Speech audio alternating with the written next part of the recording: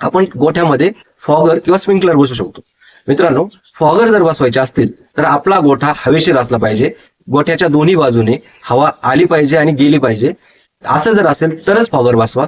अन्यथा जर गोठ्यात हवा येत नसेल, गोठ्यात उष्णता वाढलेली आहे, त्याच वेळेस जर आपल्या फॉगरमुळे बारीक पाण्याचे जे कण आहेत ते सुद्धा वातावरणात वाढले तर त्यामुळे दमटपणा वाढतो. दमटपणा आणि उष्णता यामुळे हीट स्ट्रेस किंवा आपल्या जनावरांच्या गोठ्यामध्ये टेम्परेचर ह्युमिडिटी इंडेक्स वाढते आणि जनावराला उष्णतेचा त्रास होतो. त्यामुळे मित्रांनो, जर गोठ्यात आपल्याकडे व्हेंटिलेशन प्रॉपर नसेल, आपला गोठा आपण शेड नेट वगैरे लावून पूर्ण पॅक केलेला असेल, त्यावेळेस फॉगर वापरू नका.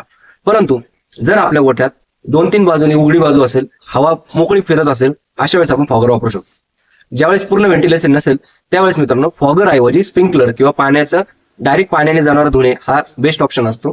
कारण त्यामुळे जनावर शरीराच्या आतपर्यंत म्हणजे केसांच्या खाली पाणी जाऊन शरीर थंड करायला मदत करतं.